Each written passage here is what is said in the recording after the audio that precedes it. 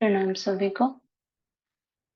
ओम भूर्भुवः स्वः तत्सवितुर्वरेण्यं भर्गो देवस्य धीमहि धियो यो नः प्रचोदयात्। ओम गुरुर्ब्रह्मा गुरुर्विष्णु गुरुरेव महेश्वरा गुरुरेव परब्रह्म तस्मै श्री गुरुवे नमः। अखण्डमण्डलाकारं व्याप्तं येन चराचरं तत्पदं दर्शितं येन तस्मै श्री गुरुवे नमः। मातृवत् लाले च पितृवत् मार्गदर्शिका नमोऽस्तु ते गुरुसत्ताये श्रद्धा प्रज्ञायुता जय। ओम श्री गुरुवे नमः। आवाहयामि स्थापयामि ध्यायामि ततो नमस्कारं करोमि। हम लोग आज स्टार्ट करेंगे परिच्छेद 71 से। ईशान मुखोपाध्याय के मकान पर कर्मयोग, क्या चिरकाल तक कर्म करना पड़ेगा? दक्षिणेश्वर काली मंदिर में आरती का मधुर शब्द सुनाई दे रहा है। उसी के साथ प्रभाती राग से मंदिर की शहनाई बज रही है। श्री रामकृष्ण उठकर मधुर स्वर से नामोच्चारण कर रहे हैं। कमरे में जिन जिन देवियों और देवताओं के चित्र टंगे हुए थे, एक एक करके उन्हें प्रणाम किया। फिर पश्चिम वाले गोल बरामदे में जाकर भागीरथी के दर्शन किए और प्रणाम किया।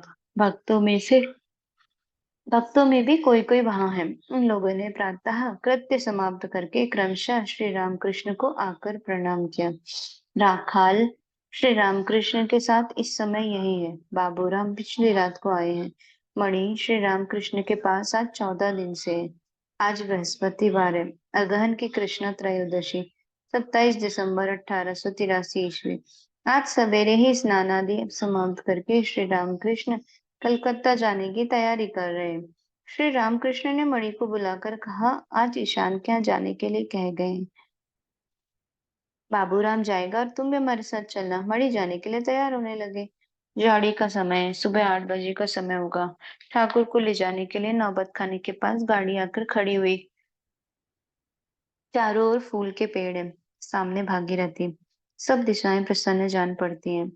ठाकुर ने देवताओं के चित्रों के पास खड़े होकर प्रणाम किया। फिर माता का नाम लेते हुए यात्रा करने के लिए गाड़ी पर बैठ गए। साथ बाबूराम और मणि है। उन्होंने श्री रामकृष्ण की बनात बनात की बनी हुई कान ढकने वाली टोपी और मसाले की थैली साथ ले लिए। क्योंकि जाड़े का समय है, संध्या होने पर श्री रामकृष्ण बनात तोड़ेंगे। ठाकुर का मुखमंडल प्रसन्न है। अब सब रास्ता आनंद से पार कर रहे हैं। दिन के 9 बजे होंगे। गाड़ी कलकत्ते में आकर श्याम बाजार से होकर मछुआ बाजार में आकर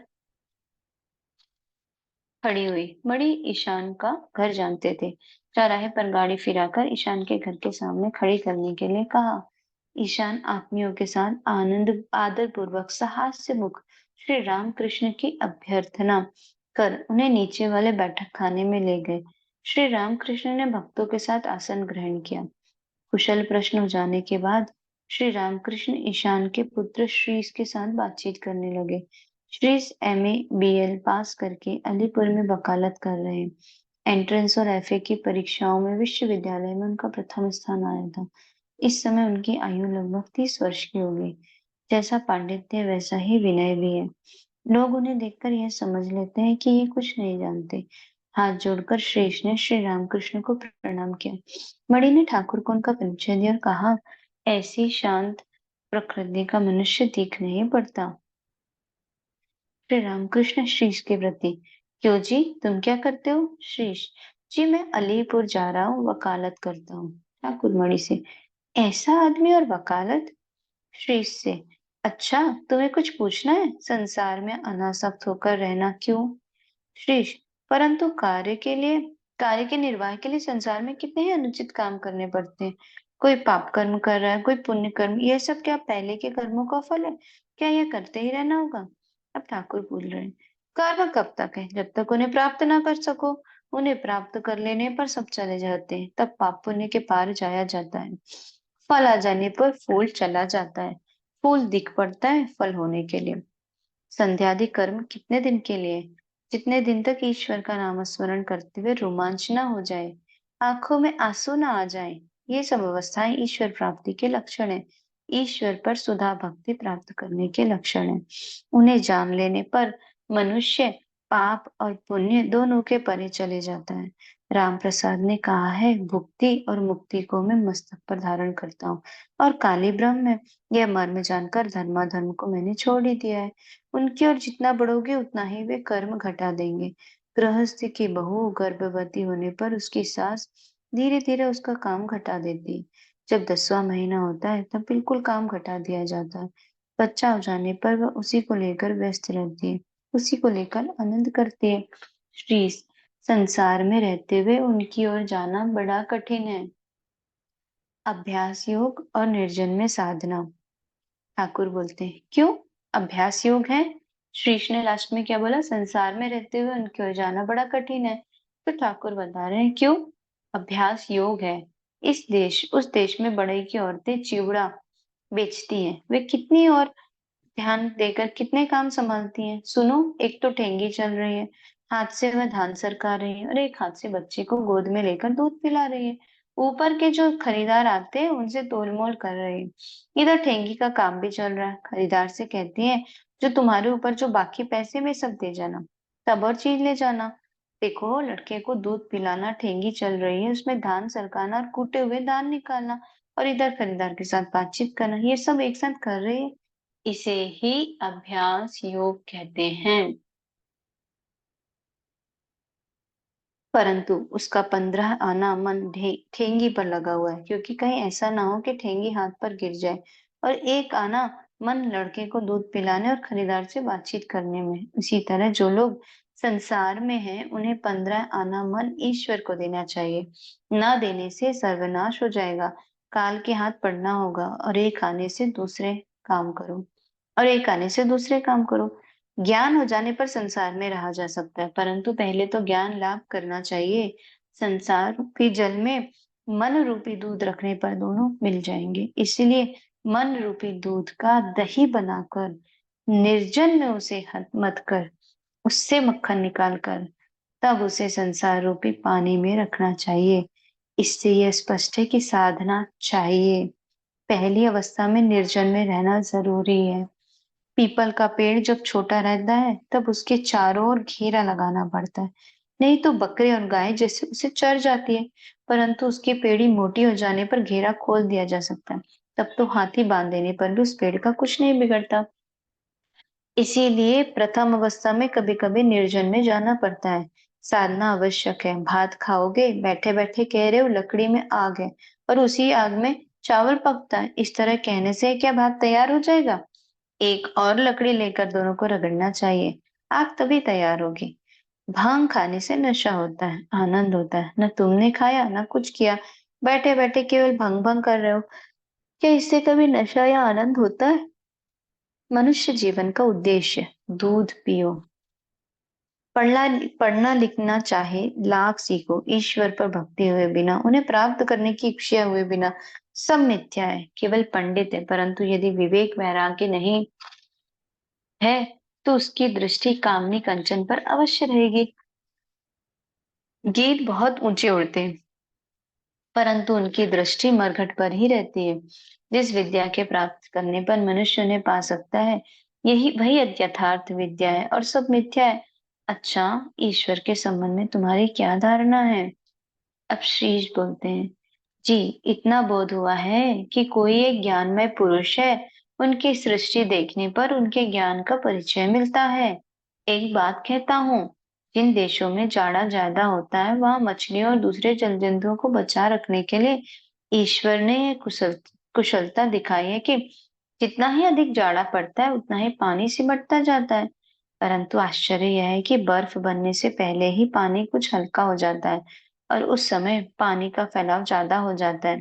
तालाब के पानी में जहाँ जाड़े में मछलियां अनायास ही रह सकती हैं, पानी के ऊपरी हिस्से में बर्फ जम गई है, परंतु नीचे के हिस्से में ज्यों का त्यों पानी बना रहता है। अगर खूब ठंडी हवा चलती है तो वह हवा बर्फ पर ही लगती है, नीचे का पानी गर्म रहता है।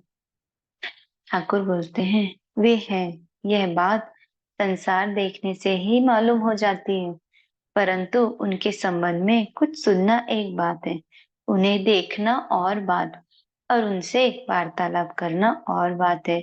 किसी ने दूध की बात सुनी है, किसी ने दूध देखा है और किसी ने दूध पिया है। आनंद तो देखने से होगा, पर पीने से देह सबल होगी, तभी तो लोग हष्ट पुष्ट होंगे। ईश्वर के दर्शन जब होंगे तभी तो शांति होगी। जब उनसे वार्तालाप होगा तभी तो आनंद होगा और शक्ति बढ़ेगी। मुमुक्षुत्व समय साक्षी श्रीश कहते हैं, उन्हें पुकारने का अवसर मिलता ही नहीं।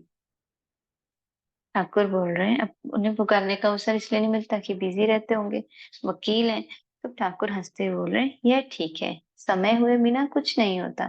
किसी लड़के ने सोने से पहले अपनी माँ से कहा था, माँ जब मुझे टट्टी की इच्छा हो तब उठा देना। उसकी माँ ने कहा, बेटा टट्टी की इच्छा तुम्हें स्वयं उठाएगी, मुझे उठाना ना होगा। जिसे जो कुछ देना चाहिए ये उनका पहले से ही ठीक किया हुआ है। घर की एक पुरखिन अपनी बहुओं को एक बर्तन से नापकर चावल बनाने के लिए देती थी, पर उतना चावल उन लोगों के लिए कम पड़ता था। एक दिन वह नापने वाला बर्तन टूट गया। इससे बहुएं बहुत खुश हुई, पर उस पुरखिन ने कहा, तुम्हारे नाचने कूदने खुशी मनाने से क्या हुआ? मैं चावल अपनी मुट्ठी से नाप सकती हूँ, मुझे अंदाज मालूम है। श्री इससे बोल रहे हैं, क्या करोगे पूछते हो? उनके श्री चरणों में सब कुछ समर्पित कर दो। उन्हें आम मुख्य तैयारी दे दो। वे जो कुछ अच्छा समझे करे। बड़े आदमी पर अगर भार दे दिया जाए तो वह कभी बुराई नहीं कर सकता। साधना की भी आवश्यकता है, परंतु साधन दो तरह के होते हैं। एक तरह के साधकों का स्वभाव बंदर के बच्चे जैसा होता है, दूसरे तरह के साधक का बिल्ली के बच्चे जैसा। बंदर का बच्चा किसी तरह खुद अपनी माँ को पकड़े रहता है।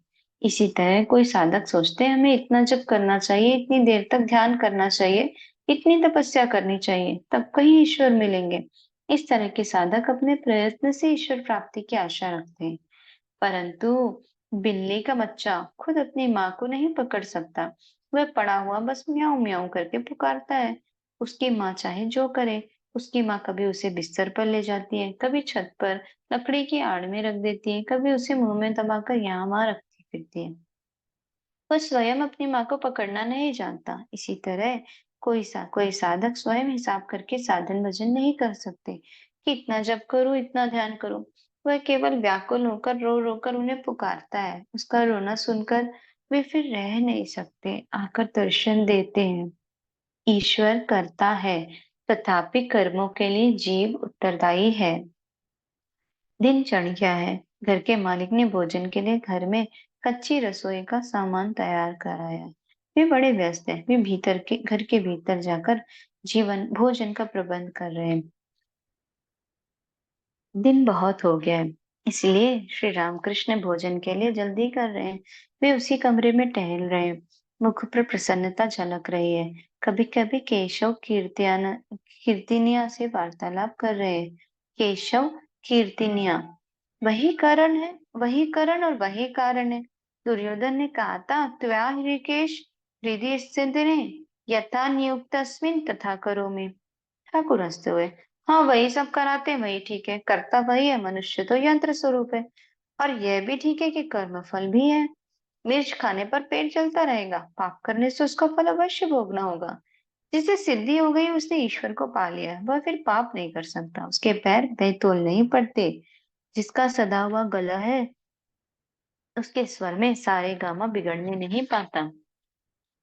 भोजन तैयार है। ठाकुर भक्तों के साथ मकान के भीतर गए और उन्होंने आसन ग्रहण किया। ब्राह्मण का मकान है, व्यंजन कई तरह के तैयार कराए गए। ऊपर से अनेक प्रकार की मिठाइयां भी लाई गई हैं।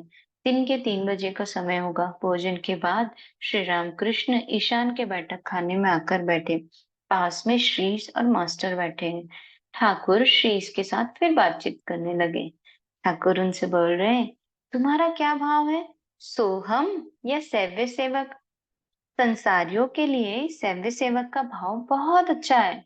जब सांसारिक काम तो कर रहे हैं, सब संसारिक काम तो कर रहे हैं, ऐसी अवस्था में मैं वही हूँ, यह भाव कैसे आ सकता है? जो कहता है मैं वही हूँ, उसके लिए तो संसार स्वप्नवत है। उसका अपना शरीर और मन भी स्वप्नवत है। उसका मैं भी स्वप्नवत है। अतः वो संसार का काम वह नहीं कर सकता। इसीलिए सैफे सेवक भाव, दास भाव बहुत अच्छा है। दास भाव हनुमान का था। श्री राम से हनुमान ने कहा था, राम, कभी तो मैं सोचता हूँ तुम पूर्ण हो, मैं अंश हूँ, तुम प्रभु हो, मैं दास हूँ, पर जब तत्व का ज्ञान हो जाता है तब देखता हूँ मैं ही तुम हूँ और तुम ही मैं हूँ।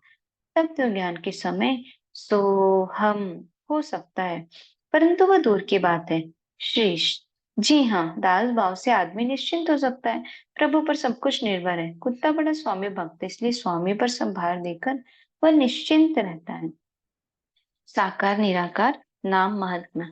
ठाकुर बोल रहे हैं, अच्छा तुम्हें साकार ज्यादा पसंद है या निराकार? बात यह है कि जो निराकार है वही साकार भी है। भक्त की आंखों में भी साकार रूप से दर्शन देते हैं।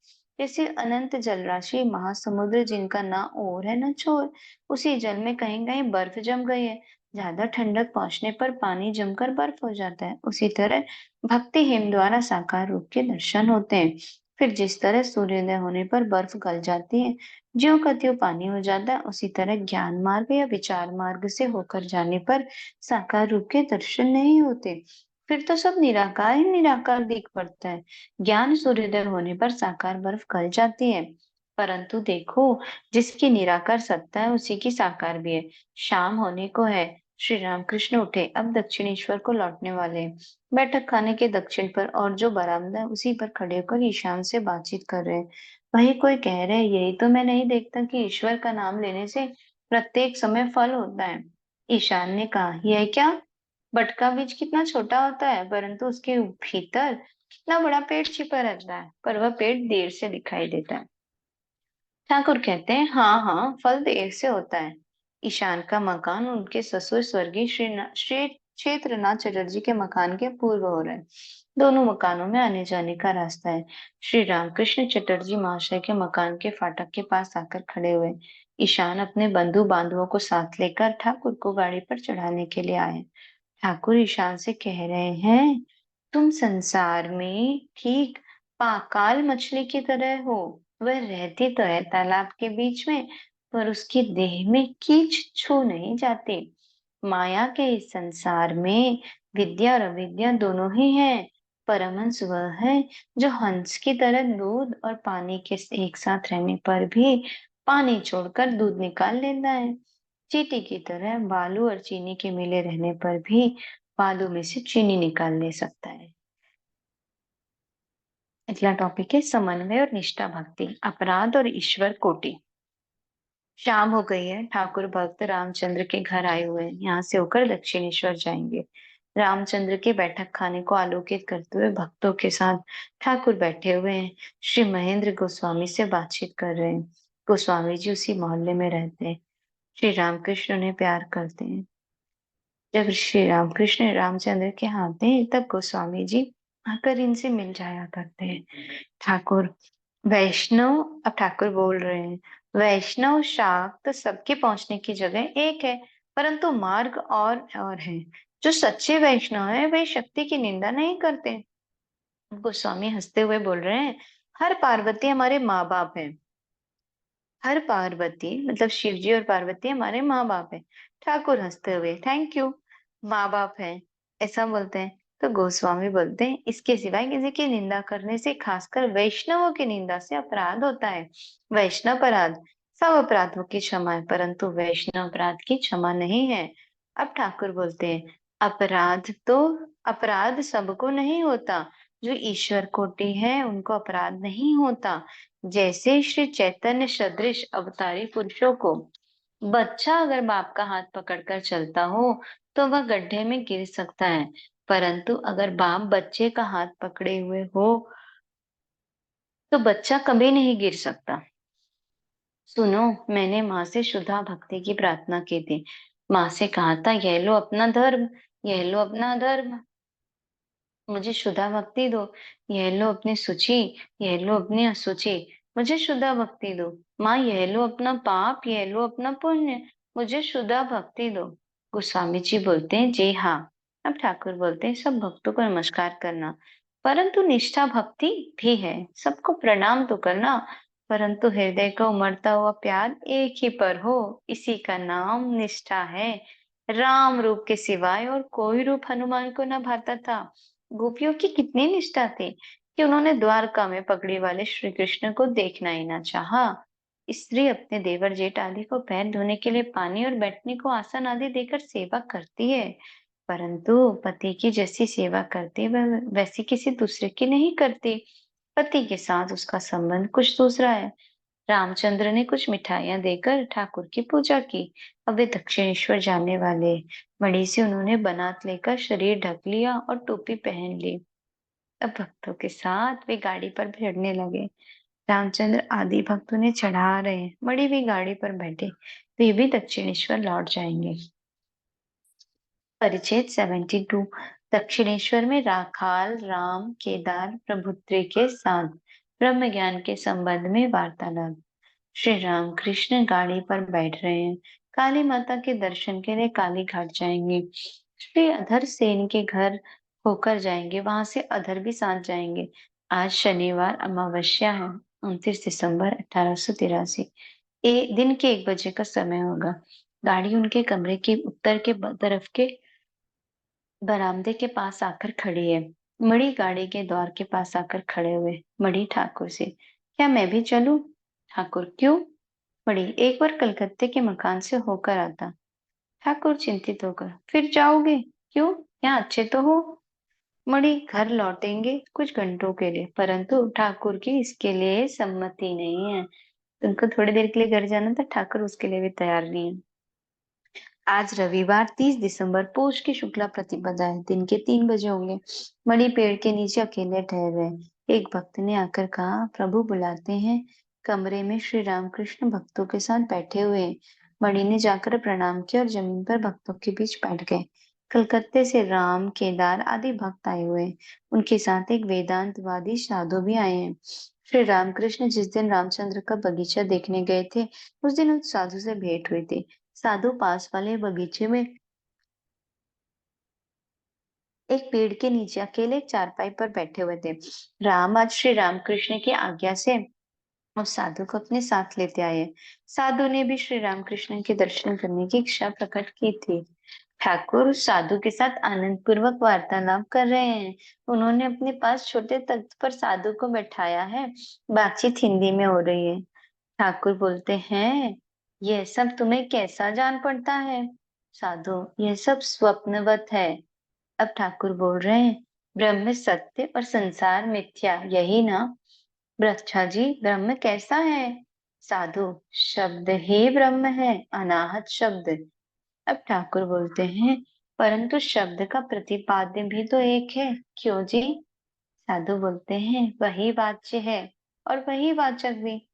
यह सब सुनते ही ठाकुर समाधिस्थ हो गए, चित्रवत स्थिर बैठे हुए। साधु और भक्तगण आश्चर्यचकित होकर श्री रामकृष्ण की यह समाधि अवस्था देख रहे हैं। केदार साधु से कह रहे हैं, यह देखिए, इसे समाधि कहते हैं। साधु ने ग्रंथों में ही समाधि की बात पढ़ी थी। समाधि कैसे होती है उन्होंने कभी नहीं देखा था। ठाकुर धीरे धीरे अपनी प्राकृत अवस्था में आ रहे हैं। अभी जगन माता के साथ वार्तालाप कर रहे हैं। ठाकुर धीरे धीरे अपनी प्राकृत अवस्था में आ रहे हैं। अभी जगन माता के साथ वार्तालाप कर रहे हैं। कहते हैं, माँ अच्छा हो जाऊं, बेहोश ना कर देना। साधु के साथ सच्चिदानंद की बातें करूंगा। सच्चिदानंद की बातें करते हुए आनंद मनाऊंगा। साधु निर्वाक होकर देख रहे हैं और ये सब बातें सुन रहे हैं। अब ठाकुर साधु से बातचीत करने लगे। कहते हैं, अब तुम सोहम उड़ा दो। अब हम और तुम लेकर विलास करें। जब तक हम और तुम यह भाव है, तब तक माँ भी है। आओ उन्हें लेकर आनंद किया जाए। ठाकुर के कथन का शायद यही मर्म है। कुछ देर इस तरह बातचीत हो जाने के बाद ठाकुर पंचवटी में टहलने गए। राम केदार मास्टर आदि उनके साथ है। ठाकुर हंसते हुए बोलते हैं, साधु को तुमने कैसा देखा? केदार बोलते हैं, उसका शुष्क ज्ञान है, उसने अभी हंडी चढ़ाई पर है, अभी चावल नहीं चढ़ाए गए। ठाकुर बोलते हैं, हाँ यह ठीक है, परंतु है त्यागी। जिसने संसार को त्याग दिया है वह बहुत कुछ आगे बढ़ गया है। साधु अभी प्रवर्तक है, उन्हें अगर कोई प्राप्त ना कर सका तो उसका कुछ भी नहीं हुआ। जब तक प्रेम में मस्त हुआ जाता है तब और कुछ नहीं सुहाता। तब तो आदरणीय श्यामा माँ को बड़े यत्न से हृदय में धारण किए रहो। मन तो देख और मैं देखूं और कोई न देखने पाए। केदार ठाकुर के भाव के अनुरूप एक गीत गाने लगते हैं।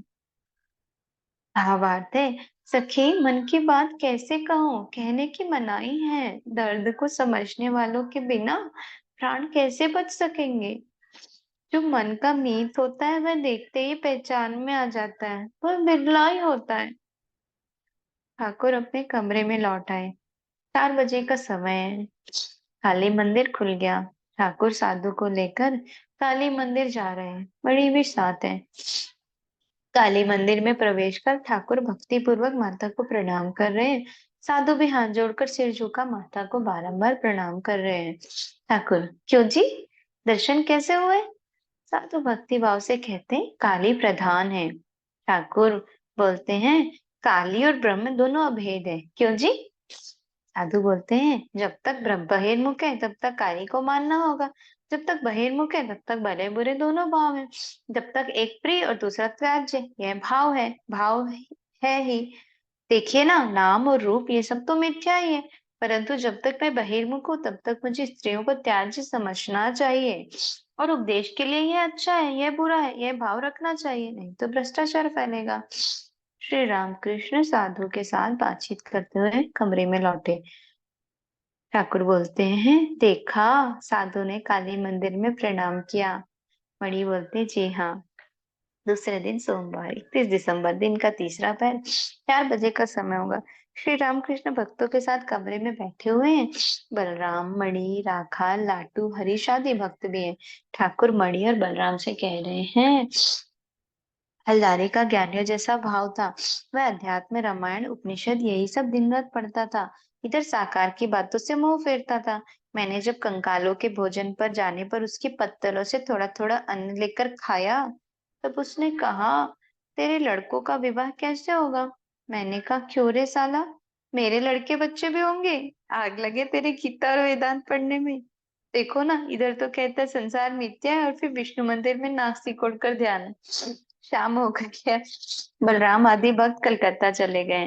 ठाकुर अपने कमरे में बैठे हुए माता का चिंतन कर रहे हैं। कुछ देर बाद मंदिर में आरती का मधुर शब्द सुनाई पड़ने लगा। रात के 8 बज चुके हैं। श्री रामकृष्ण भाव में आकर मधुर स्वर से माता के साथ वार्तालाप कर रहे हैं। बड़ी जमीन पर बैठे हुए हैं। ठाकुर मधुर कंठ से नामोच्चारण कर रहे हैं। हरिओम, हरिओम, हरिओम।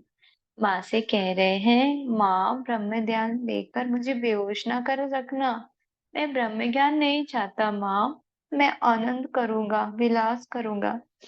फिर कहते हैं, माँ, मैं वेदांत नहीं जानता, जानना भी नहीं चाहता।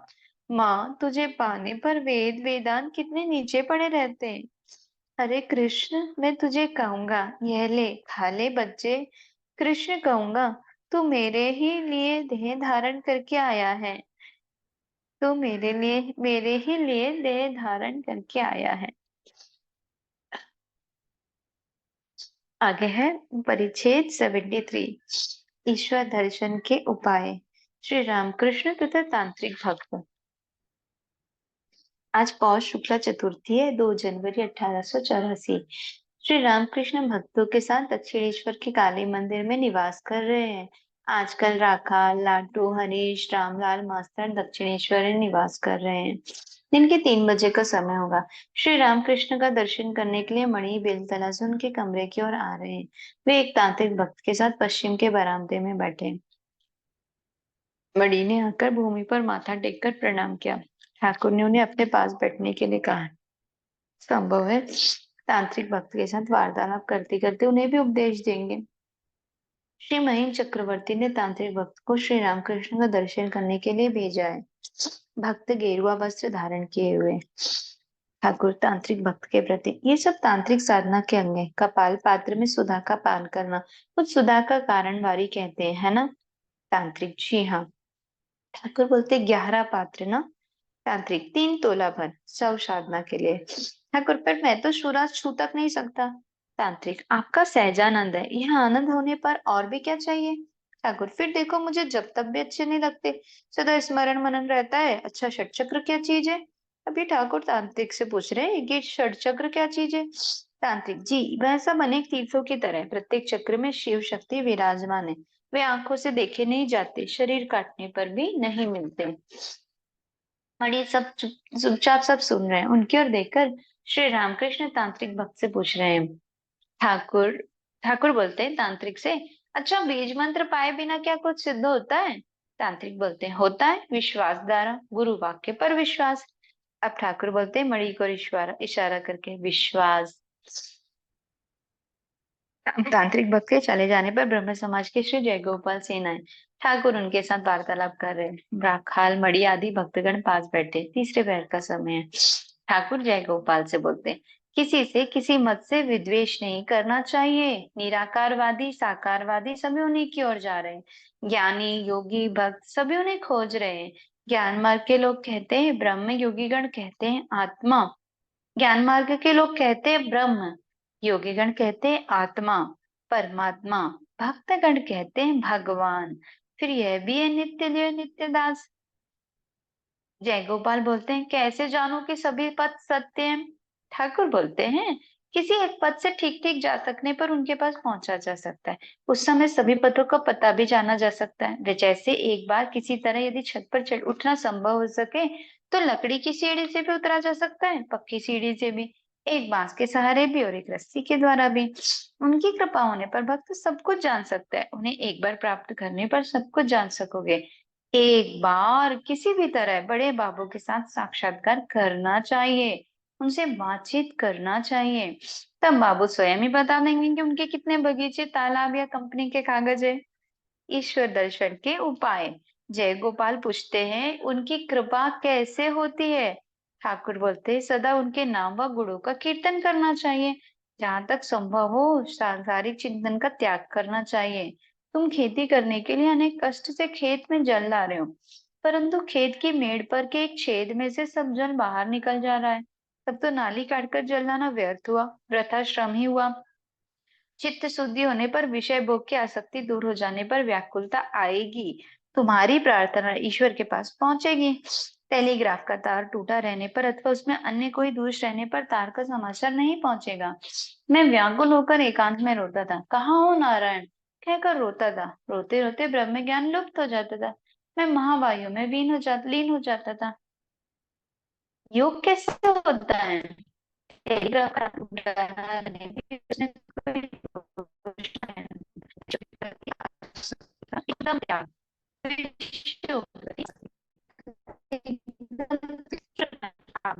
रखनी चाहिए। कामना स्नान करने के साथ कहते हैं, किसी आवाज क्लियर नहीं आ रही है। निष्ठा निष्ठा देखिए, तुम प्यार करो क्या करो, फिर मैं तुम्हें प्यार करता हूँ। आपका नेटवर्क इशू हो रहा है, आवाज ब्रेक हो